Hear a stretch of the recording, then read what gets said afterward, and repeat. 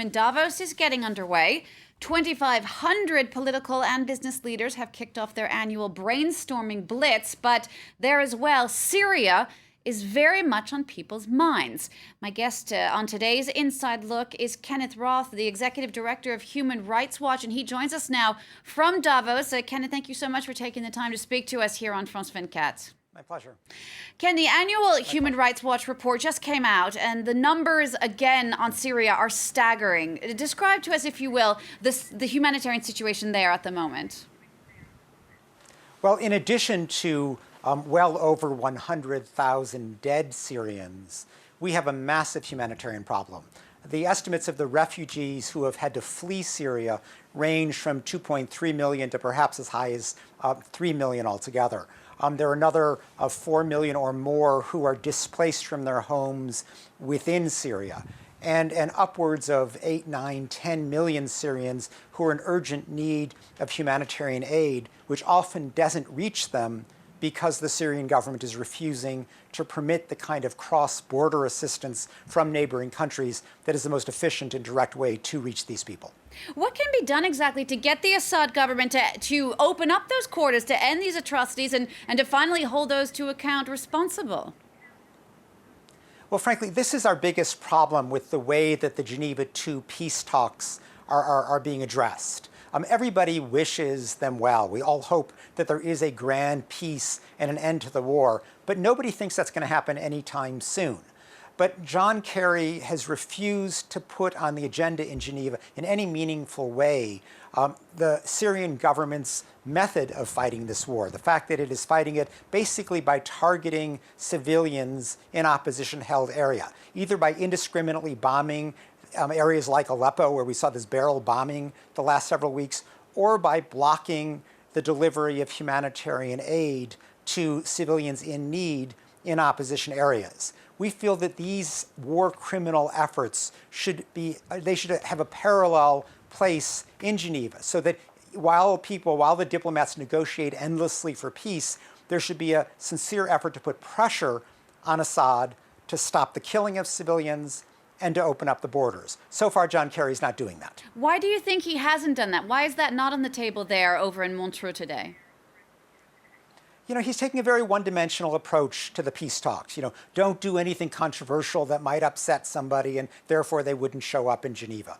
That's been his strategy. The only way that these other issues come up is as so-called confidence-building measures. You know, please let a few aid convoys go through. Please release a couple of prisoners. That'll build confidence toward the peace talks. But, you know, that's just an inadequate approach, given the magnitude of the suffering on the part of the Syrian people. So what we're pressing for Kerry to do is to use these talks to really, you know, while he's talking peace endlessly, put on at the center of the table the killing of civilians, push the Russians to in turn push Assad to allow full delivery of humanitarian aid. Russian pressure worked with the chemical weapons deal. You know, the Russians didn't spend a lot of time convincing Assad to agree to the chemical weapons deal. They told him to, and he did.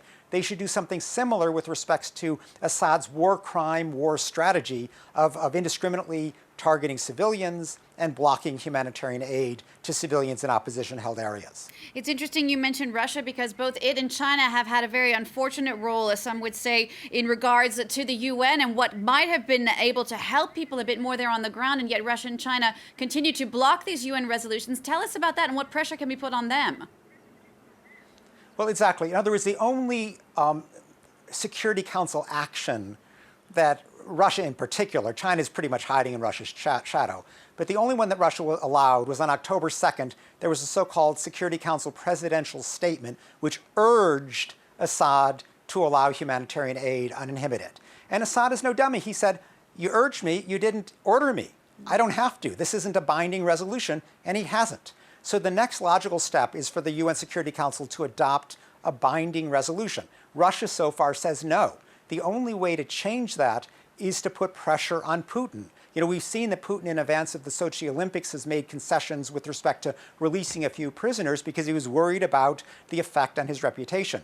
If Kerry would be to, day in and day out, denouncing Russia for underwriting and supporting Assad's killing machine, we would be in a much different situation, because at some stage, Russia would have to pay a political price for its support of Assad. But Kerry just says, oh, Russia's a partner. We're working with them to secure peace.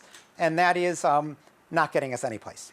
Ken, a separate report, an independent report, also released this week, showed some shocking images reportedly of tortured detainees, images that have been labeled a smoking gun needed to link the Syrian regime to this systematic killing and torture of detainees. Yeah. What are your thoughts on that? Could that actually be indeed something that might be a turning point in all of this? Well, one would hope so. You know, what you're describing, obviously, these 11,000 corpses, photographs of men who, by all appearances, were starved, tortured, and executed in the custody of the Syrian government. This is a crime against humanity of just unthinkable proportions. And what it should do is spur the negotiators in Geneva not simply to take this long-term approach toward ultimately one day perhaps getting a grand peace accord for Syria. It should press on them the urgency of the matter of addressing Assad's war crimes now. In particular, for the prisoners, it means the importance of getting independent monitors into the prison so they can see what happens, getting the people who are held there on political grounds out as quickly as possible.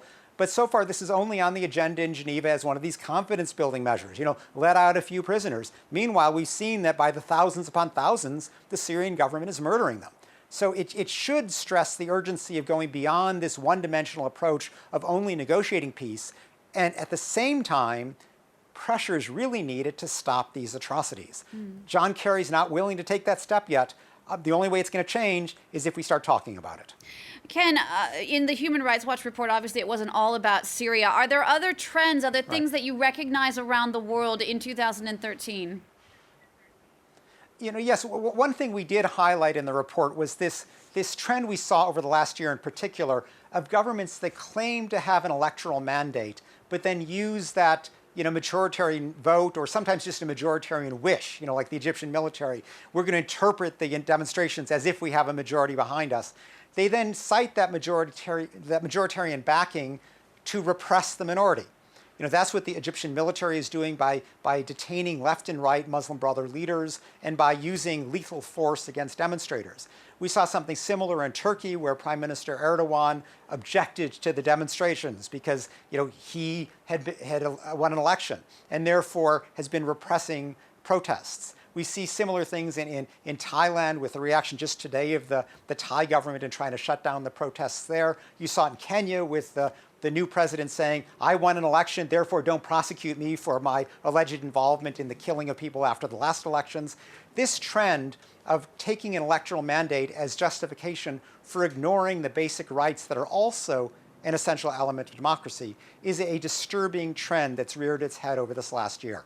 Kenneth, we're almost out of time. Just very briefly, what's your main role there in Davos this week? What do you hope to achieve? Well, you know, Human Rights Watch gets things done in part because we have researchers around the world in basically every conflict zone, every situation of repression.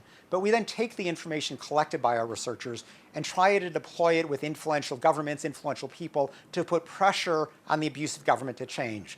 I cannot think of a more powerful collection of influential people than Davos. So I'm here to try to enlist their influence to change abusive governments' behavior around the world. It's a fantastic forum for that purpose. Thank you so much, Kenneth Roth, for taking the time to speak to us on France 24. That's Ken Roth, Executive Director of Human Rights Watch, speaking to us there from Davos. All right, it's time for sports on France 24. On the way, the latest football news from the French.